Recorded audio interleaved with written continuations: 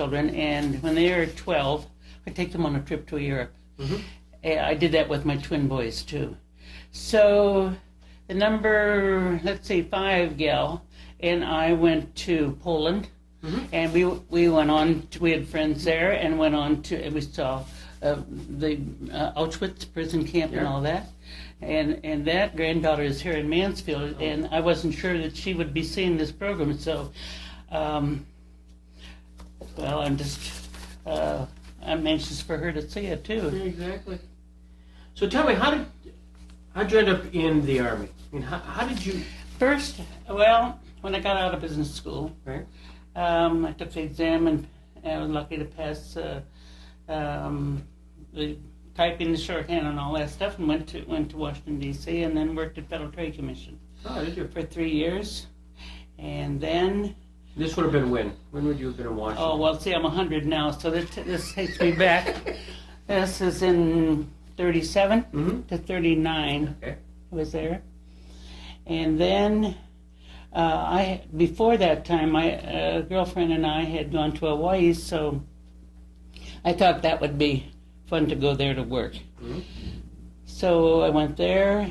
I gave up my job in Washington D.C., but I knew that if I got another job there within 6 months, that I wouldn't lose my civil service status. So I got with the Corps of Engineers. I got as far as Chicago, and with an accordion and a bunch of junk. I must have been brave at that time. And I got this telegram from my sister that right after I left, an hour after I left, the telegram came that I had the job there. So that made the rest of the trip a lot more enjoyable. Sure. So then I was there until 42, and that's when my brother, who was in the Air Force, he had just graduated from Wittenberg College, and at that time, that was in June of 41. It was conscription at that time, so he knew he'd have to sign up. So he and his 4 or 5 buddies took the exam, but he was the only one that passed. At that time, you had to be physically fit, the first bunch, before you got in the Air Force. So then in April of 42, he was killed. He wasn't overseas. He was down in Georgia taking his cross-country flight on a plane that the wings fold up to conserve space on a carrier. And he wasn't on that first flight, and then the second flight, the planes were all grounded. And the third day, the one who was scheduled to take his cross-country flight had gone home as an escort for that first body. Right. So he volunteered to fly in his place. So he and the instructor were both killed. But then I came back home, of course, and then I had been working in Honolulul for Colonel Wyman, who was the district engineer there. I was secretary to him, and he had been after Pearl Harbor. He had been let go, and because of Pearl Harbor? Yes, because he was not from West Point. General Short and Admiral Nimitz both came in our office that very next morning. And of course they were trying to blame him for all of this because the aircraft warning stations were not completed on the stepping stones on these little islands. Right. But the office there had been requesting all this stuff from the West Coast, but you know how long it takes to get all this equipment and everything there. So anyhow, I got to see them that next morning. We had moved our office out to Punahou. That was the university there. Well then, so he was relieved. Was there a lot of hysteria? Everything was calm at first because we had, since May, we had been told, we had been having practice alerts. So I had gone out on Saturday night to a friend's place at Lu'u'u'ulei. That's the ammunition depot for the whole island. And Then we had gone on a hike just before all this happened, and we're back at the house and eating breakfast when This is in December? this is in December. This is on the morning of the 7th. My God, and you're there. I'm there, right at the harbor. December 7th, 1941, a day of infamy. Even as Japanese diplomats were conferring with Secretary of State Hull on peace measures, Nipponese planes were swooping down on Pearl Harbor. This pictorial record includes both U.S. films and pictures made by the enemy as they dropped their load of death on the naval base, on Wheeler Field, on civilian homes and schools. 100 Japanese planes and a number of midget submarines took part in the attack. In an hour and 5 minutes, the battleship Arizona was completely destroyed and 4 others severely damaged. 3 other battleships and 3 cruisers suffered lesser damage. Nearly 200 planes were destroyed. In that Sunday morning inferno, the Pacific Fleet appeared to be completely immobilized by the sneak attack. Nearly 3,000 casualties added to the catastrophe.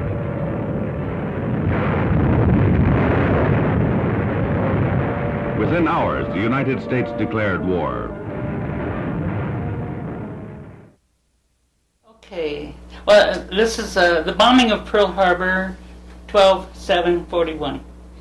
On December 6, 1941, I went to Honolulul to spend a quiet weekend with friends who lived on the Army post. The morning of December 7th, we went on an early hike. After returning to the quarters, we were eating breakfast when all of a sudden there were 10 long sirens. I soon learned that was the signal for every man to leave his quarters and report for duty at his job on the post.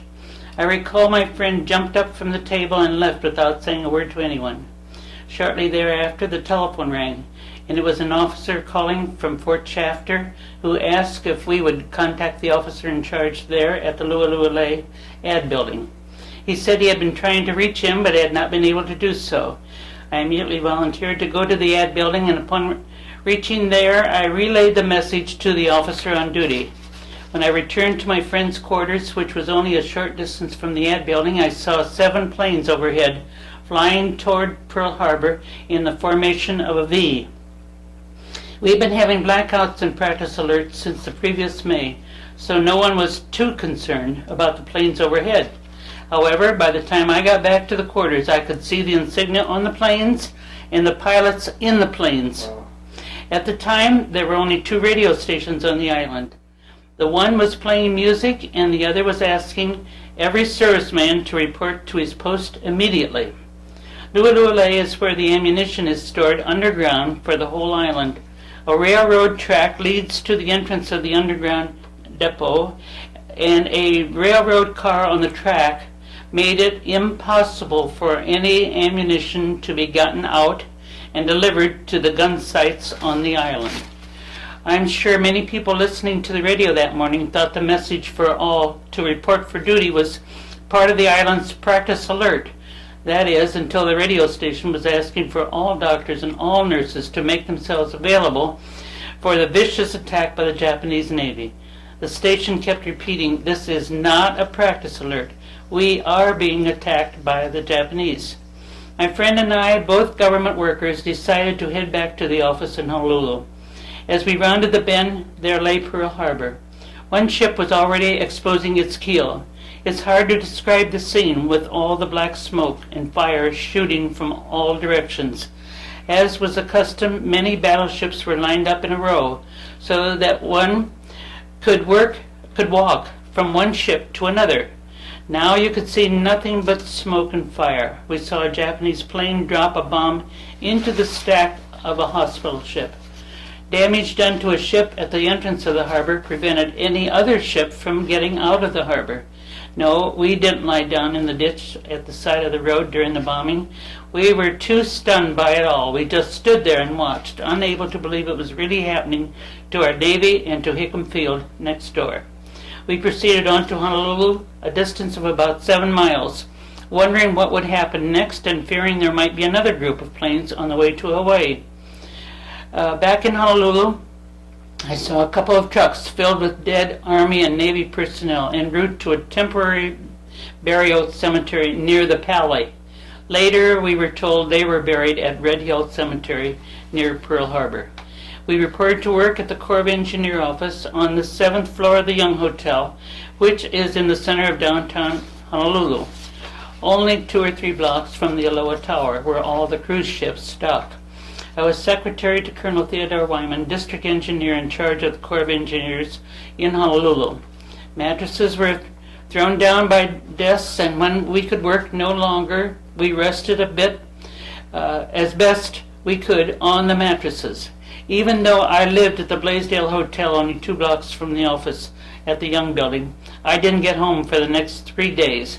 After that, part of the office was moved to Punahou University so that the Corps of Engineers of C of E would be able to operate in the event the Young Hotel building was bombed.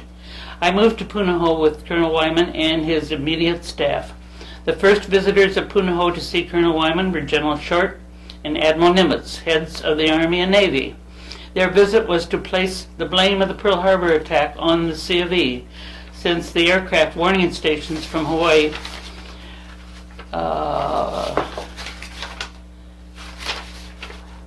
no strategic outlying islands in the Pacific were not completed as scheduled. They argued with Colonel Wyman, had they been completed, we would have been able to detect the planes before they reached Hawaii. The truth is that the aircraft warning stations had not been completed because the necessary material had not been received from the U.S. mainland, even though it had been requested many times. General Short and Admiral Nimitz were hoping to place the blame for the attack on Colonel Wyman, who had come up through the ranks and was not a graduate of West Point, as was General Short. Politics is a rough game, and they succeeded by getting Colonel Wyman released and assigning as district engineer Colonel Lyman, the first native Hawaiian to graduate from West Point. I stayed on as Colonel Lyman's secretary until I received word in April of '42 of the death of my brother, an Air Force pilot, at which time I returned to Ohio. And that's it. And you wrote that to a Chinese student? Yes, he was here, living here, and he had to write a paper. He was a senior, and I was in Florida, so I scribbled this out, and he put it on his VCR or whatever. Yeah. That must evoke a tremendous amount of emotions when you read that. I mean, just your... Yeah, it just takes me way back. Mm-hmm. I want to...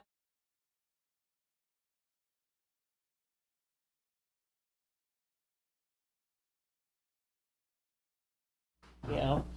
And so a telephone rang, and it was a message for this Army fellow who lived there that he was to get to his post immediately. 10 long sirens, and would I take a message over to someone in the ad building there. So I took off, and just a short distance from here across the street. And then on the way back, I saw the planes all coming in like in a V formation, and flying low. And by the time I got back in the house, then the radio was playing. There were only 2 stations in Hawaii at that time, radio stations. One had the Japanese music, and the other one was requesting every doctor to get to his office, everybody, all the men to get to their posts, and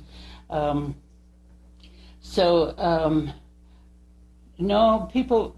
It was another practice alert. We thought, other people in town thought. Right. So anyhow, then when the second attack came, right before that, my friend and I started back into town, and we got as far as the harbor, and right there we were when the bombing was going on. You saw the ships being hit? Oh yeah, we saw the bombs. Well, everything was lined up. Right. Here are all the ships, and then there's like a fence there, and there's Hickam Field. Everything for the whole island is there together. Right. So you could see bombs going into the smokestack of the hospital ship even there. You could see the faces, the pilots we were just standing right there, right at the harbor there. Yeah, you could see these pilots, and they weren't new to the island. They had been raised on the island. They were coming back they knew everything about the island. So anyhow, by the time I got back to at that time I lived at the Blaisdell Hotel right there close to the Young Building where our office was, and they threw mattresses down by our bed, and for 4 days they didn't go home. You just, when you get too tired, you just would try to catch a little sleep, because we didn't know whether it'd be followed up by another such thing. So You didn't want to sleep in a house in case the house just caved in, right? well, I was at the hotel, but you weren't allowed to go anyplace. Oh, okay. And we had to, after 4 days, then they did give us a flashlight that had been painted blue there, so, and you painted that, or you pointed that down to the ground as you walked any place. Then after about 4 days, we moved to Punahou, and then I stayed there until my brother. Anyhow, I'm probably getting all off the track for you. Whoa, are you kidding me? I don't know many people who were at Pearl Harbor. So anyhow, This is a great, it's unbelievable. so then when I came back home, then How was your feeling towards the Japanese at that point? I mean, you were there. yes, I was there. Then you come home and the people are asking you about this, and how did you feel? When I got to Japan, you mean? When you got back here, 1941. Yes. Well, my father was. My mother had died before this, Right. 2 years before this, before my brother, and my dad had tried to reach me over there, but couldn't get through for a couple of days. And my sisters too. I had 3 sisters. They were all worried. Yeah. And then when I found out shortly after that, just a matter of a couple of weeks, that Colonel Wyman, my former boss, was given the Alaska Highway, the Alcan Highway. I got in touch with him, and he said, "Sure, I have a job here. I'll make you my chief of staff." Well, we laughed about that, but I was up there for 23 months, Oh, really? and then as the highway was built, our office was moved on up. So first I was in Edmonton, and then, well, most of the time in Whitehorse.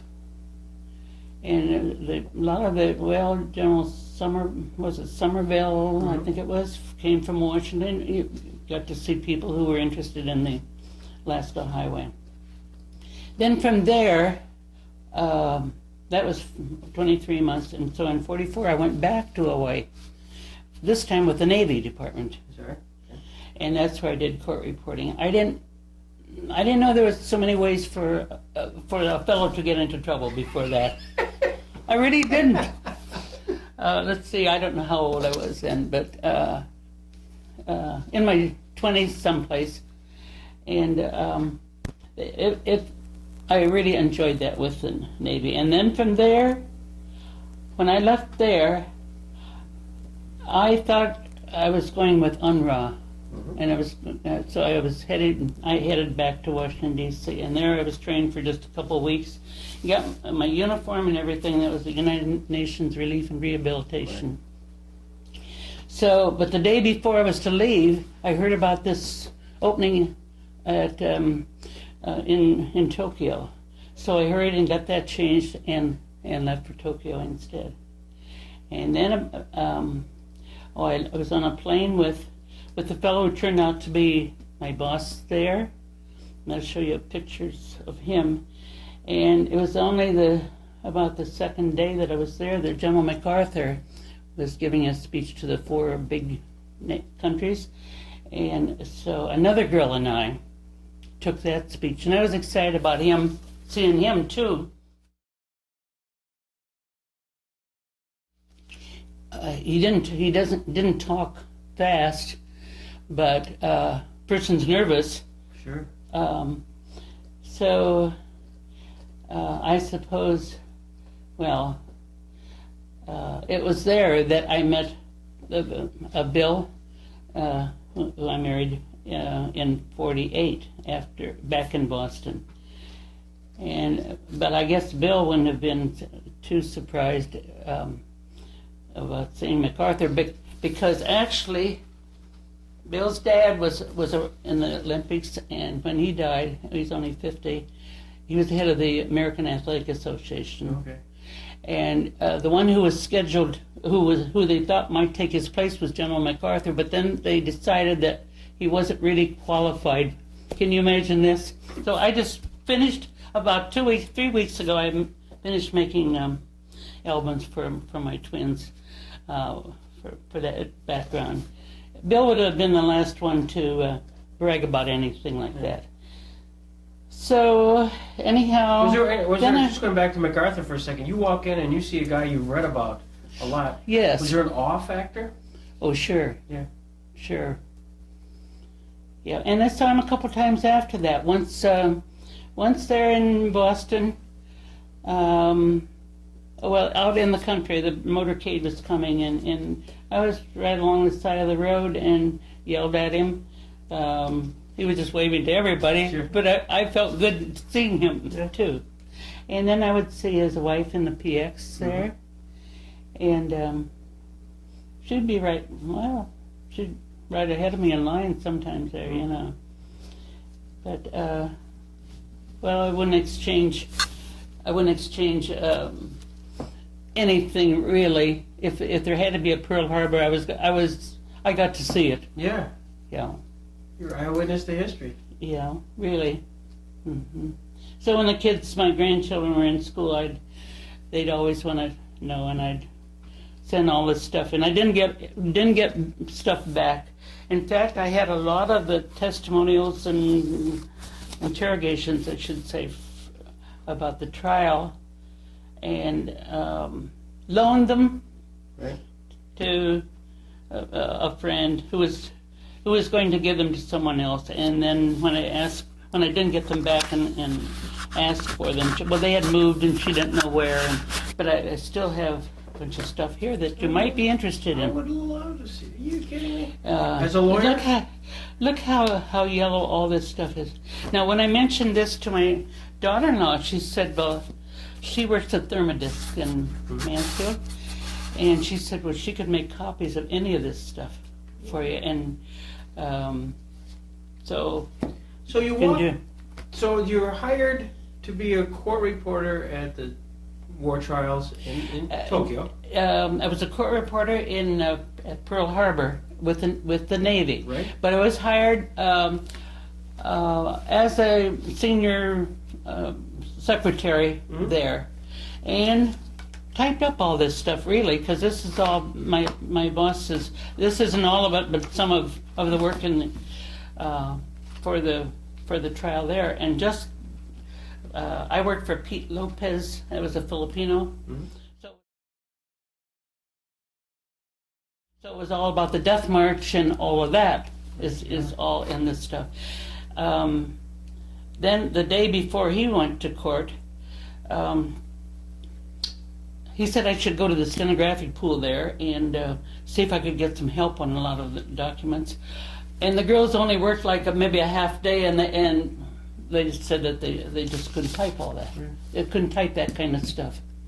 There were all the atrocities and all, but Pedro Lopez said, where are all these good things that we saw when we first came? I guess after a year you get used. This doesn't seem bad. Yeah. So, and his English was so poor that we'd have him practice before he went in the courtroom.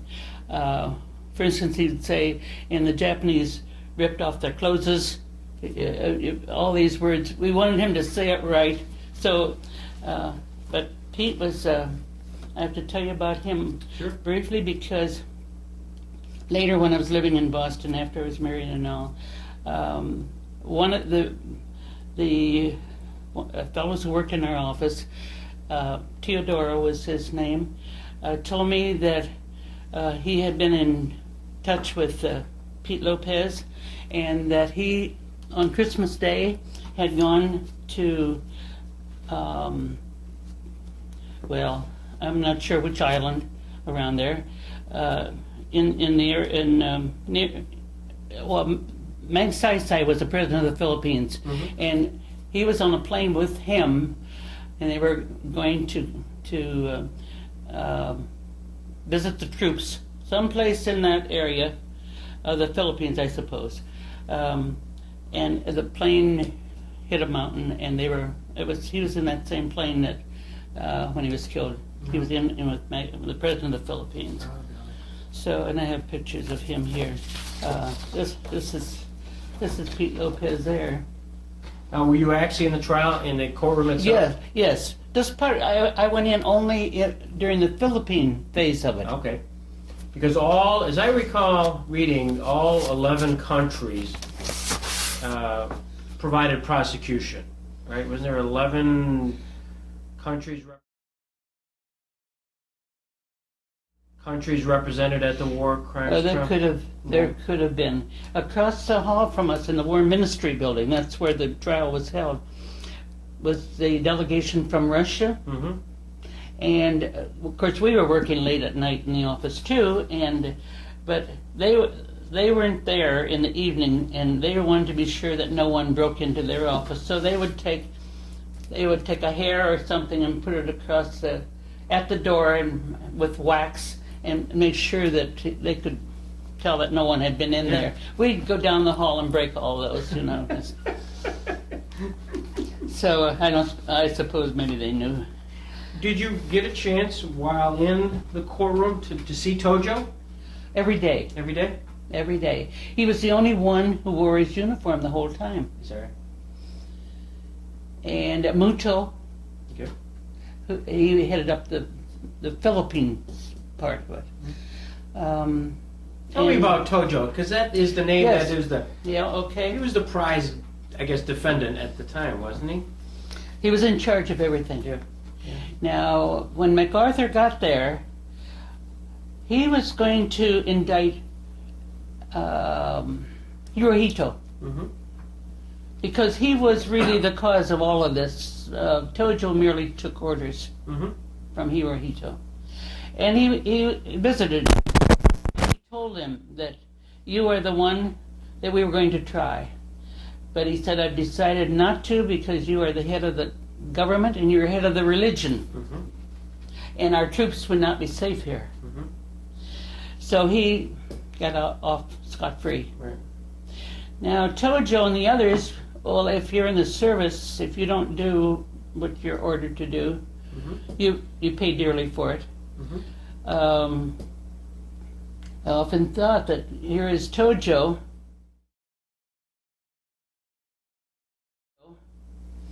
doing what he was told to do, Right. giving the orders to the others. But when it came time, I wasn't there at the time that he was sentenced, because at the end of the prosecution I came back. Mm-hmm. But I understand that when they gave him his sentence, he stood and bowed, and he said, and they told him death by hanging, and he said, and thank you very much. And you have to have some feeling Yeah. someplace for that kind of behavior. Mm-hmm. But there was only, I think there were 28 Mm-hmm. who were tried. They all came from the Sagamo prison where they were, and that's where my husband was going out there. He was a lawyer, Was there? and he was going out there to get to interrogate them for the trial. And anyhow, the first day of the trial, when the bus brought them to the War Ministry building, one of the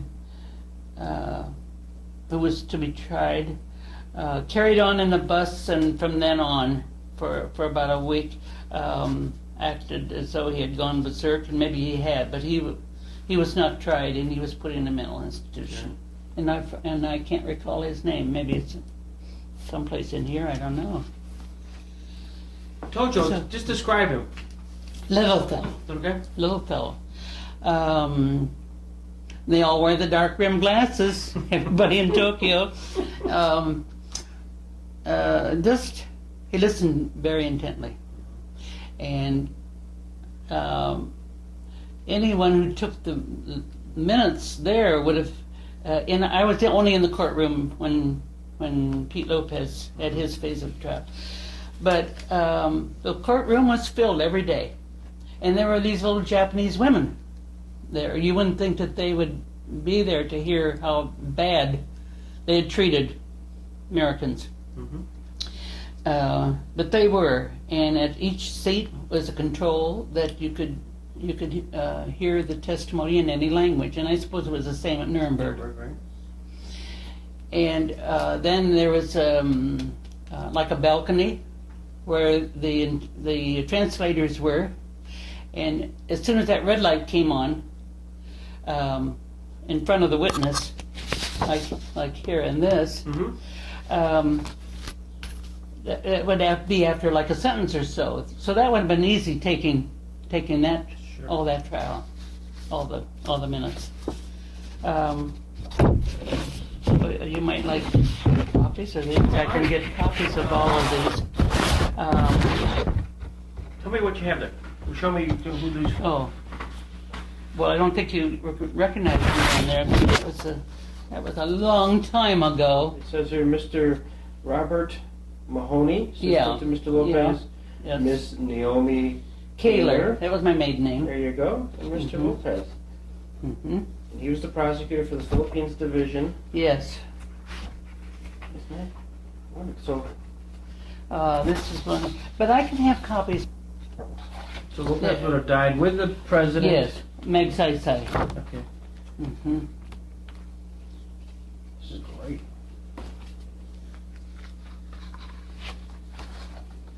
Oh, and then on Pearl Harbor, I belong to the group in Mansfield because they have a wonderful program, and I taped the first part of that. Oh, I taped the whole the first one. I mean that I went to, which was only like about maybe 10 years ago, and then the boys gave me. Well, they were there with me too. One of them was, and that was taped, so I could run. That was the whole program. And then this was somebody from Crestline. Crestline is where at Pearl Harbor, December the 7th. This picture was taken when I was working up at Whitehorse with the Army up there. Wow. This is our little Newspaper? paper, yeah. And then this one is the same as one of these. Oh, this takes me way back. Sort of gives you a lump in your throat. Right. Well, you saw something that obviously led to tremendous amount of warfare. But now, do you think, Greg, that they will have a mini-series of Pearl Harbor sometime? They did an miniseries? They might. They did an awful lot of documentaries on the 60th anniversary of Pearl Harbor. Yeah, that's when a lot of service people went back. I worked there altogether like 4 years in Pearl Harbor. It's still one of my favorite places in the world. Now this is when they were indicted, I think, the first thing, because it starts out, there were 28.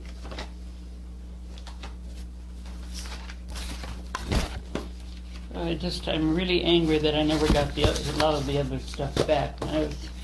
But that's how you learn, I guess. Just trust people and...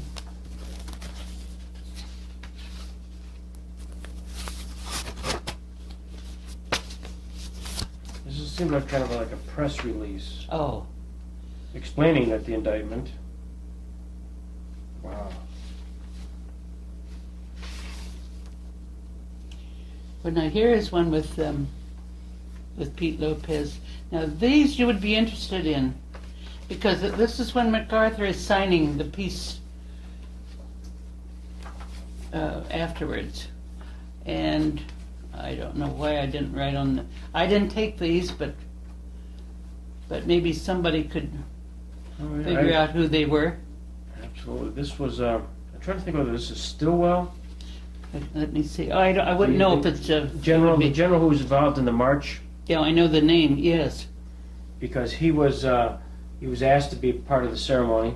And you probably could find somebody to identify Yeah, those. 2 guys. My golly. I've seen the movies of this, and it's really striking. And MacArthur treated it very businesslike, including simply Here saying he at is. the end, "Yeah, these proceedings are closed." That was it. That was. And he got a bum deal when he got back to the States, didn't he? Yeah, he did. Wow, this is spectacular. You've got some magnificent things here. Well, this was in the paper here, Philippine Consul. Oh, yeah, that's one of these other pictures. That's this one. Is that this one? Maybe? Yes, that's the picture, right? But probably there aren't too many of these people alive anymore because they were older than I was Yeah, at the time. sure. So how old am I? Is that on now? Yeah, sure. Oh yeah, so I'm 100. You're So 100. how old am I? All right, let's assume you were.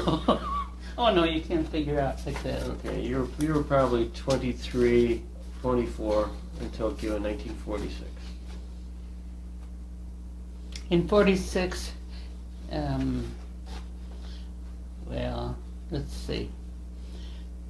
I was born in 16, so I was 30. I'll be 84 next week. 2 more weeks.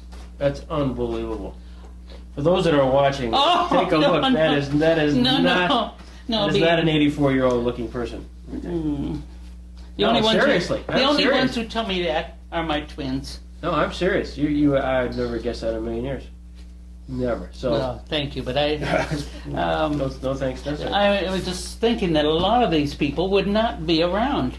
Well, that's part of why I'm doing what I'm doing is on oral history.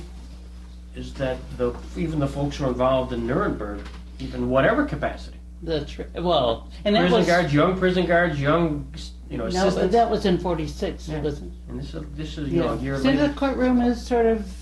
It was at the War Ministry building, and it was at that very building where a lot of these people were being tried, lived and worked in that same building, maybe 2 floors down in the ground. This is I guess being a lawyer, and I look at this this is a piece of history. I wasn't sure I could find all that because I have a lot of stuff to finish up and put in albums and stuff. Sure. But from taking the kids on trips. But a couple days ago, I thought that I'd got to find some of this stuff. This was at Red Hill Cemetery in Honolulul. There I saw trucks full of dead bodies when I went back into town. They took them up to I can't think of the name of the cemetery for burial, and then later moved them to this. I think they call it Red Hill. So you were here. I'm looking at this trial scenario of Class C offenses in general, Class B and C offenses in the Philippines, and this was presented by your boss, Pedro Lopez.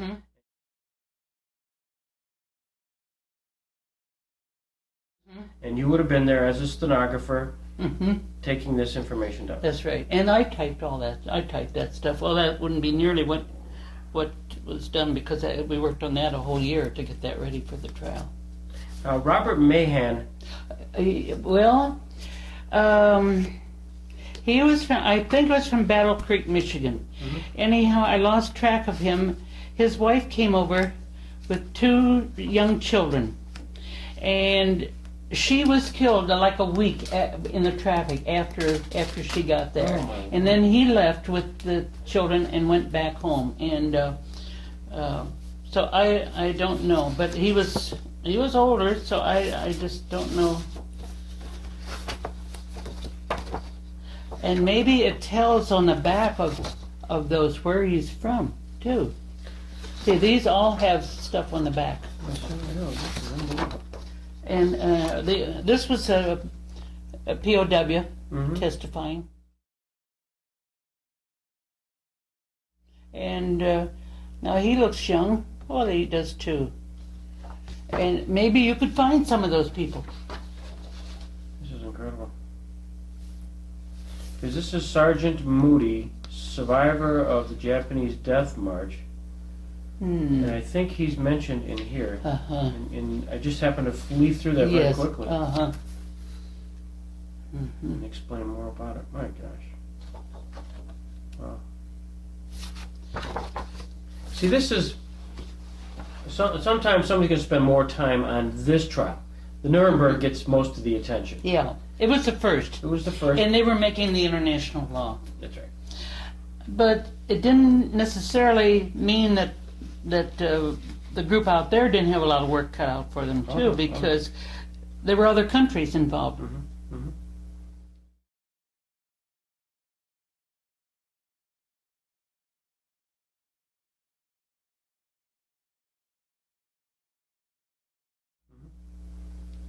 And Keenan was, I don't have a picture of him. He was the head attorney out there. Mm-hmm. So, He was a heavier set guy, wasn't he? yes, yes. They mentioned in the video I saw that he was apparently a substantial drinker.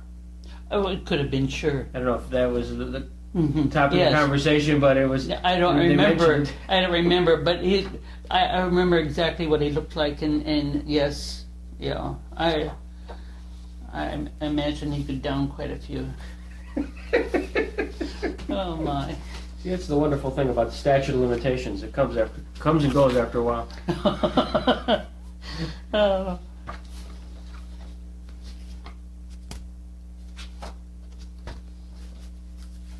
This is unbelievable. Yeah, I got this in the mail. This is Pete Lopez, and this girl that's in these other pictures. They were back in California. And it says, Naomi, I heard the double-barreled news you had a twin. A twin. A twin. Twin means two, but people always say two when they That's say, yeah. And boys too, and you really do them big, all or nothing. But, and she wrote it, and she said, same Pete, wish both of you and Bill could share the fun with us. He's a nice guy. Something in Tokyo days. It was in San Francisco. It was very nice of them to remember you. Yes, yes. Terrific. Hmm. This is At this stage, all the bosses I've had, except one, and that was over at Mansfield at the tire company, are all gone. Now, after the Philippine prosecution concluded, then what did Lopez stay there, or did he leave the trial? He was there when I left. Okay. He probably stayed I left at the end of the prosecution. I don't know just when he went back. Did you follow how the trial ended up from afar? I mean, All the time. yeah. Sure. How did you keep up with it? Was there newspaper reporting? Yes, and I don't know just how long the defense lasted, but I think the prosecution was 11 months. Okay. How does that stack up with Nuremberg? Nuremberg was 8 months. Mm-hmm. By then, was there a lot of interest in the States in the Japanese war crimes trial? I think so. Was there? I think so. Mm-hmm. When I got back. Mm-hmm. Right. Mm-hmm. See, it was then that I got back in 48. Mm-hmm. And Bill had already gotten back. Mm-hmm. Then I was married in Cleveland and moved to Boston. Now I didn't know a lot of people in Boston. It wasn't like you're at home, you can talk to people. Right. And but I remember I was very interested. And remembered reading, or maybe somebody told me, how Tojo reacted when he was given the death sentence. Yeah. And I've often thought that it's sad because he was doing what he was told to do. Mm-hmm. And I hope that this country never finds itself in the same fix.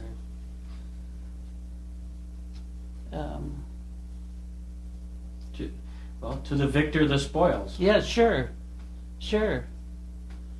Was there the population around Tokyo at the time? Were they curious about what was going on? They were very curious because, see, most of it, I'll take another look at the pictures. Mostly women, as I recall, at the trial all the time. Mm-hmm. Well, there's one. See, in the balcony, those are all women. And,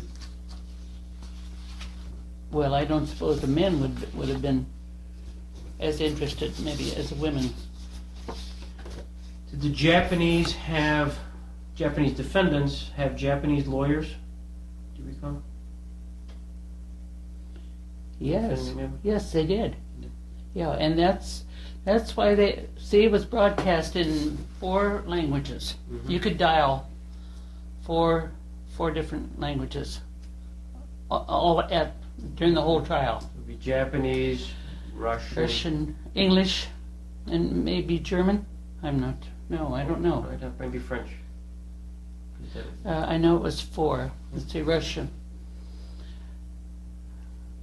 Japanese, maybe Chinese. Could be. That could be, because they were certainly a... Mm-hmm. Yes, Mm-hmm. that makes sense. Mm-hmm. Mm-hmm. What was your impression of the process? You sat there, you're a stenographer, you're talking to your boss, Prosecutor Lopez. What did he say about the process?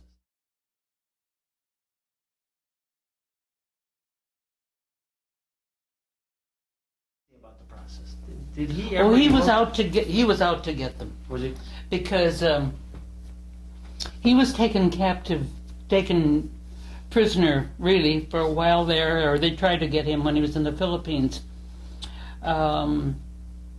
Because he edited the True Blue magazine, which told the Filipinos to where they should be at certain times. And I think maybe in that bunch of papers there, it'll be about the Filipinos he ordered them to go to a big cathedral there in the Philippines. That he had it on good authority that the Japanese were going to bomb that day. So of course they dropped their ironing, whatever they were doing, and they went to this cathedral. Excuse me. And then it was a hot day, so there was a table there, and water and cookies and things. They would go up and help themselves, and then when the place was filled, they locked the door, and that's when they bombed it. Women and children. So we were going to have as a witness a Filipino who had both feet hacked off by the Japanese. So Pete Lopez said that I could go down to the Philippines and bring her back. So I was really excited about that, because I hadn't been to the Philippines, and excited about bringing her back. So then the night before I was to leave, they called and said that forget the trip, that the prosecution is going to raise. We don't need anything more. And I remembered telling him, that I was really disappointed. He said, "Go ahead and go anyhow." So I went, and it was on that trip that I almost lost my life, because this one plane, two-motor plane, lost the one plane coming back at Naha Field in Okinawa. When I was there, I knew that Colonel Adams was there, and he was a quartermaster up in Alaska Highway. Mm-hmm. So, and I had been in touch with him. We had corresponded and everything. So I called him, and he drove me all around the city in there, and I had a couple of days there. So then when I went back, we got us when we had, let's see, that's Naha Field is at Okinawa.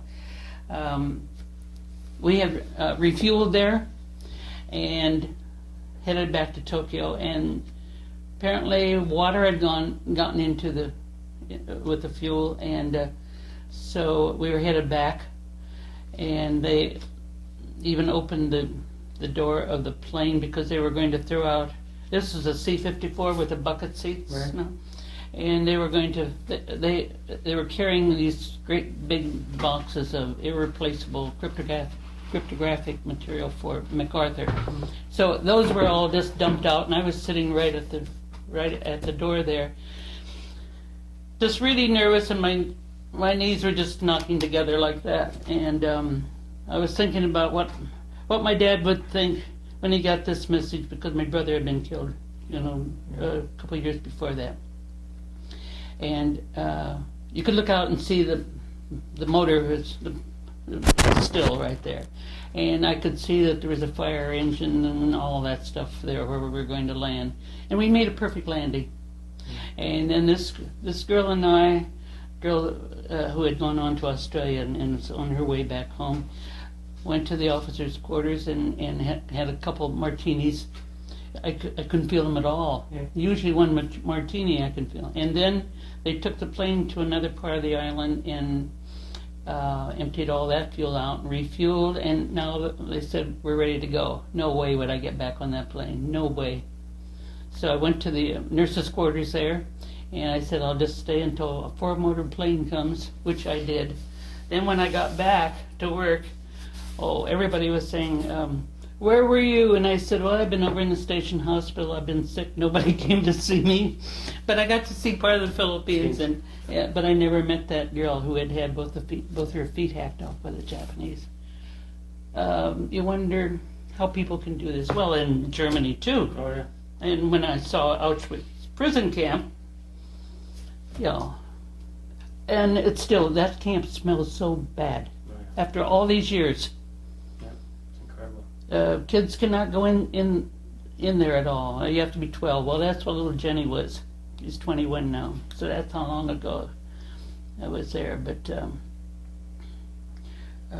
Your boss wanted to get even.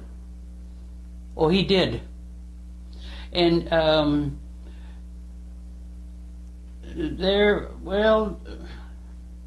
didn't know there were so many ways to kill children, and the water treatment, the hose would just be put in their mouth until their stomach would just blow up and burst, and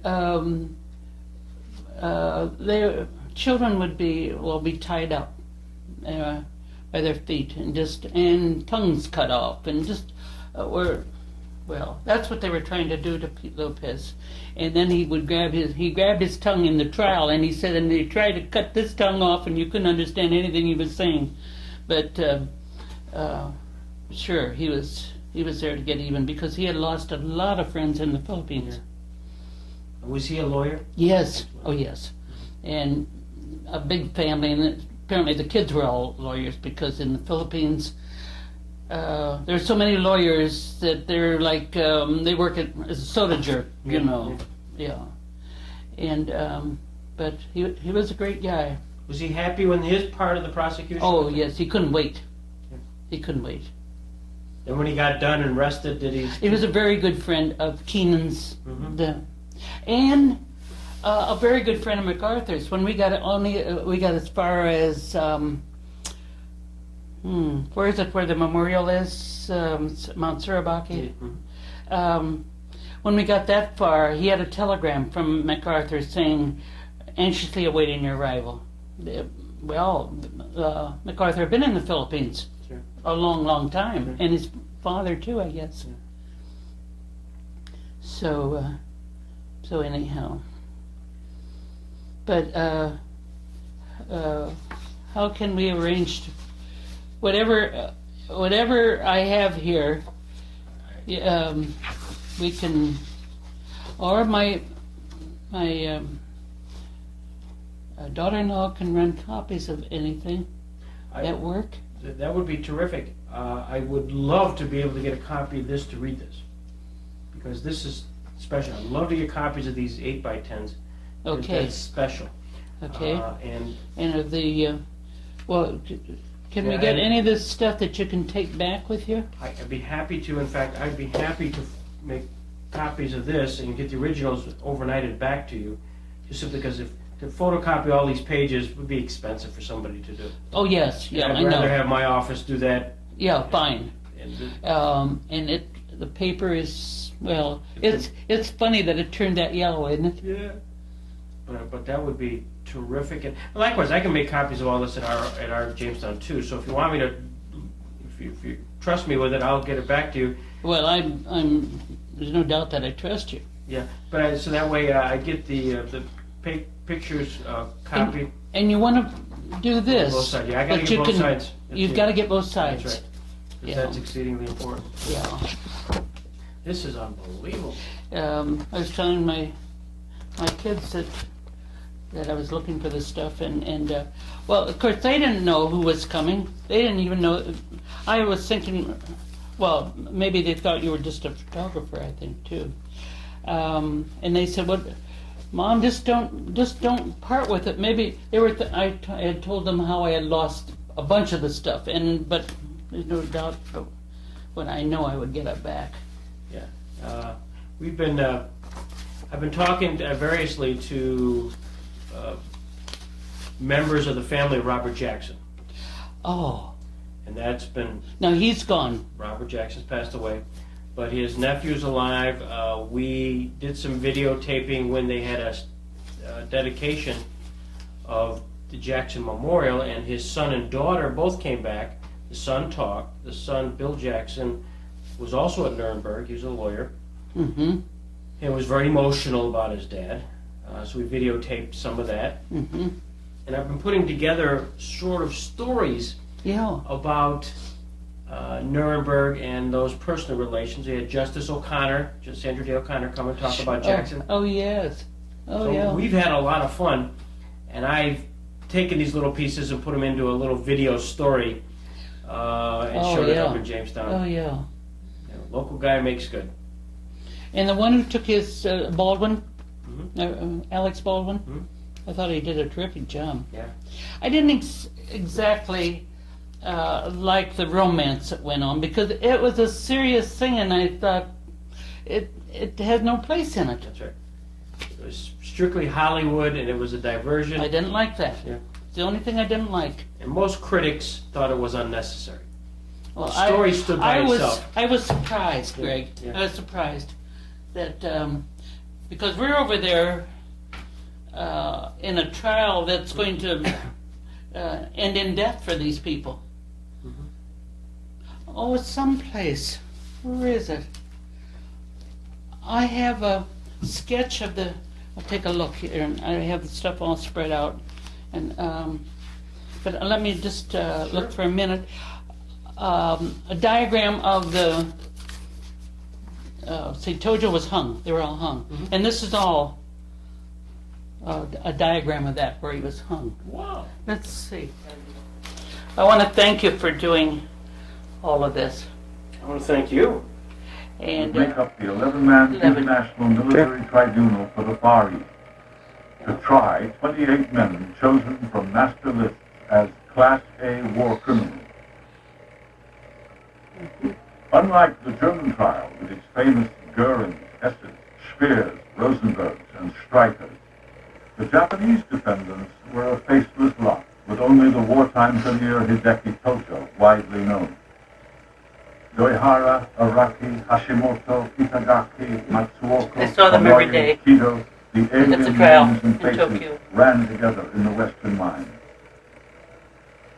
The tired old men who once ruled with iron the vast distances from India to the Gilbert, from the frozen Aleutians to steaming New Guinea, now waited judgment in the 3 tiers That's of where the Tokyo's boys' dad, squat, Tsugama prison ugly worked. Tsugami prison. They must have known that their greatest ally would be the 20 million square mile sweep of the former empire. The aggrieved, already burdened by barriers of death, language, hiding, and evidence destruction, would mostly have to make their testimony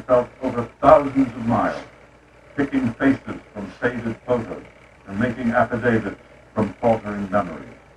However, they did leave a paper trail, and that was throughout the Pacific. They happened to be rather careless with some of the documents they left behind, so that as the Americans, the Australians, and the British came up the island chain through Burma, they collected documents. The trial would be held in Tokyo in a restored auditorium at Ichigaya, the old hilltop headquarters of the Japanese military, in whose bowels the Pearl Harbor attack had been planned.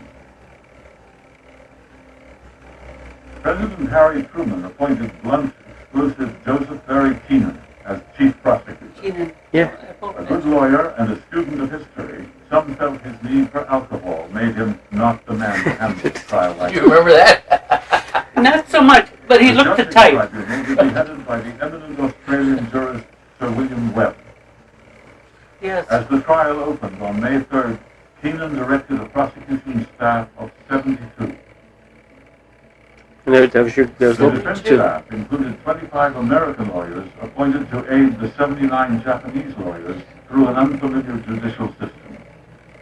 Large number of American lawyers were plugged into the system, and also the Allies funded Japanese partners for the defendants, so that there was no question that the defendants had a defense.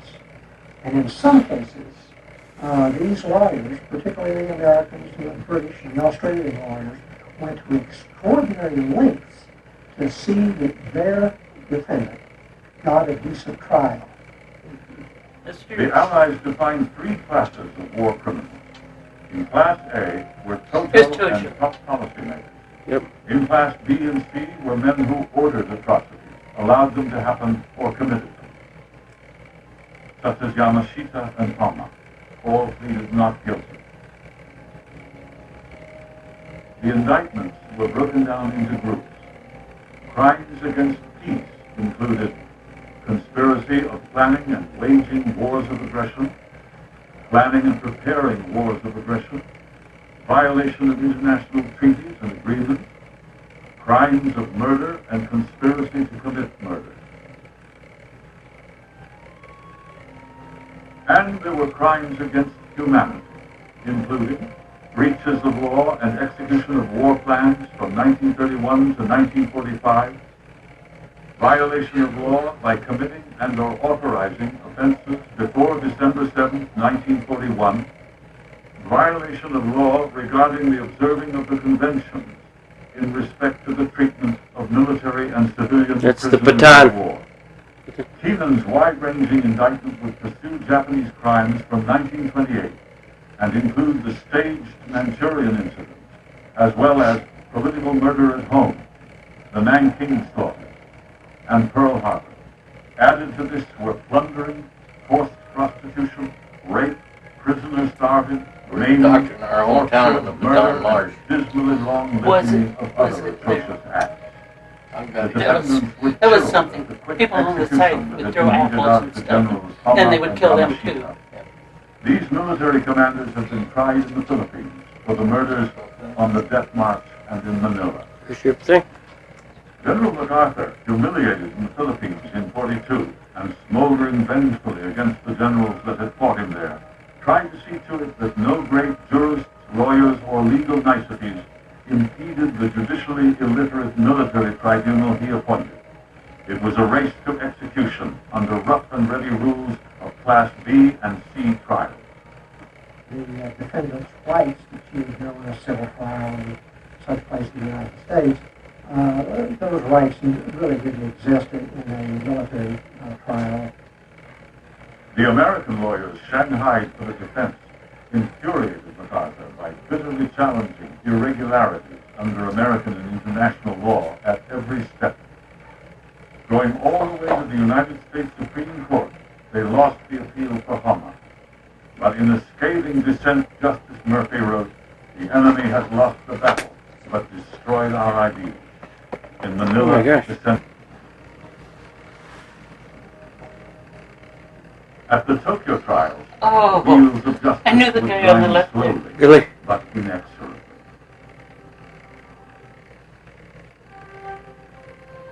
From the first moments of the Tokyo trial, Joseph Keenan's opening statements of how the Japanese had sought to destroy democracy, freedom, and respect of human personality had a hollow ring.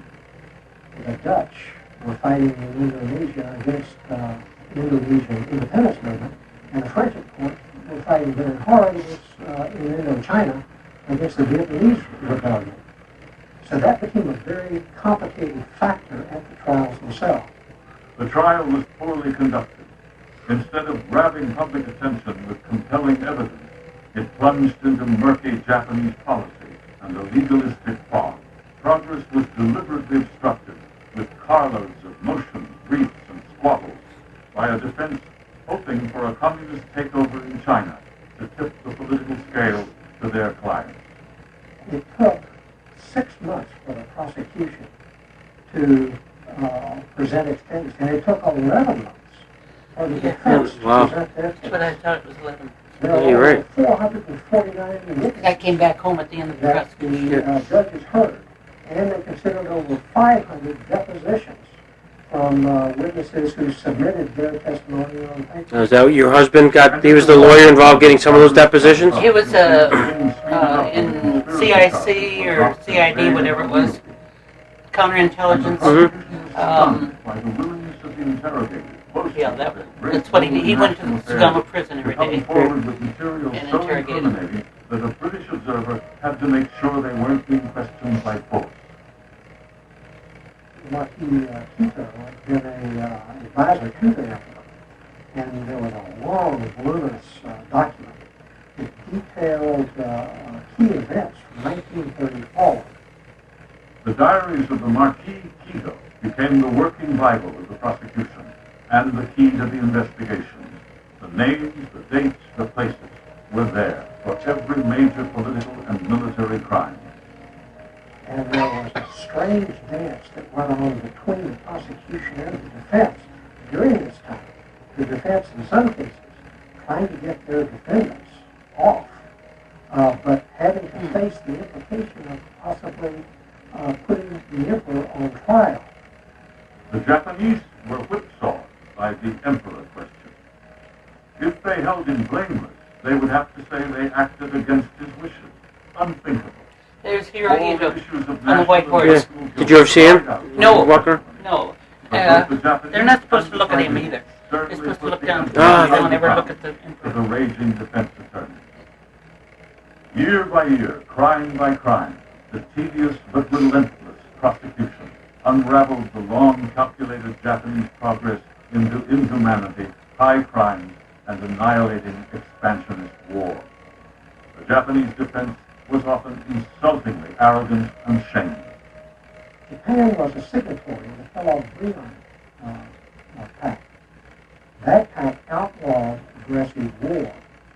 And because of that, from 1931 forward, Japan was very careful never to refer to the raging war that was going on in China as a war. Manchurian It was incident. referred to as an incident that lasted 14 years and resulted in the deaths of 10 million people. And they tried to convince the court that they were really unaware of all the attacks that took place in December 1941 and early 1942, that there was no overall plan. Their defense was just a joke, a very bad joke. The defense was desperate. It asked that the best of human wisdom be told on the death penalty, including Gandhi, H.G. Wells, and the Pope. It asked Keenan's removal for drinking. Each lawyer was eager to sacrifice the other's client. One said, "I intend to hang 27 of the accused to save Field Marshal Hatta, my client." Keenan marveled at the Japanese view of war, saying, "They treat it as something abstract, something that has a legitimate purpose in the world, a rather There's sacred." Jojo. Yeah. On November the 12, only one who 1948, wore his a uniform the grueling whole 3.5 years after the trial's beginning, the verdicts were announced, and the results of the Japanese war trials could be totaled up. There are some 5,700 Japanese defendants accused of being a war criminal. Of those 5,700, 3,000 were convicted. And out of that 3,000 who were convicted, 920 were executed. The Indian jurist, Justice Powell, said that he refused to vote against the Japanese, saying the Japanese had been goaded into the war by the United States. So his appeal to the court, of course overrun by the majority of the juries, was that Japan should not be on trial at all. So it was not an eye for an eye. There was one Japanese execution for every 250 prisoners that were killed, tortured, or starved to death. Of the Class A prisoners, 7 received sentences of death by hanging. 16 got life in prison, 1 got 20 years, and 1 got 7 years. 2 of the accused had died of natural causes during the trial. 1, excused as insane, would have a miraculous recovery soon after the execution. Your buddy, you talked about it. Many former POWs volunteered as hangmen. Appeals were made to the United States Supreme Court, which decided by a single vote it had no jurisdiction to hear the case. The dissenting vote was that of Justice Robert Jackson, who had been chief prosecutor at Nuremberg. I hadn't noticed it. Yeah? But On there's, the night of I didn't know that. 23rd, 1948, inside the icy walls of Tsugami prison, Hideki Tojo dropped at the word proceed. He fell 7 feet 7 inches down a boiled, stretched rope. Like the condemned Doihara, Matsui, Muto, Itagaki, Hirota, and Kimura, he escaped the strangling fate of the Nuremberg hanged and died instantly. MacArthur allowed no pictures. The bodies were cremated. Mercy at last. Japan prospered and forgot. In December 1958, the last prisoner walked free. Many soared in business and national politics. 2 high officers in the medical atrocities camp became millionaires in the commercial blood business. A colonel who had eaten the liver of a downed airman was elected to parliament. An untried Class A prisoner, Nobusuke Kishi, became Prime Minister of Japan. A hit movie would make the River Kwai Bridge a tourist mecca. Hirohito would make a triumphant world tour. Should have been no indicted. Simon Wiesenthal's in Japan, there were no more prosecutions. The POWs were forgotten. The American government just recently awarded each one of the Japanese Nisi $20,000 each.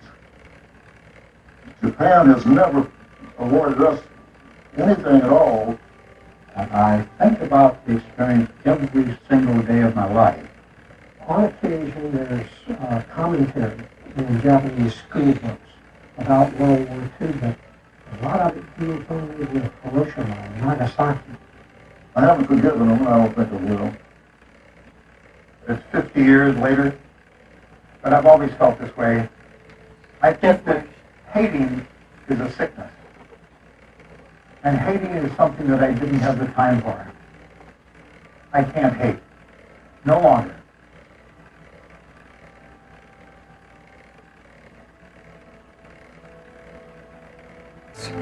Yeah, I'm glad you were there. you said you made a copy. Yeah, well. Of the Class A prisoners, 7 received sentences of death by hanging. 16 got life in prison, 1 got 20 years, and 1 got 7 years. 2 of the accused had died of natural causes during the trial. 1, excused as insane, would have a miraculous recovery soon after the executions. Many former POWs volunteered as hangmen. Appeals were made to the United States Supreme Court, which decided by a single vote it had no jurisdiction to hear the case. The dissenting vote was that of Justice Robert Jackson, who had been chief prosecutor at Nuremberg. On the night of December 23, 1948, inside the icy walls of Tsugami prison, Hideki Tojo dropped at the word proceed. He fell 7 feet 7 inches down a boiled, stretched rope. Like the condemned Doihara, Matsui, Muto, Itagaki, Hirota, and Kimura, he escaped the strangling fate of the Nuremberg hanged and died instantly. MacArthur allowed no pictures. The bodies were cremated. Mercy at last.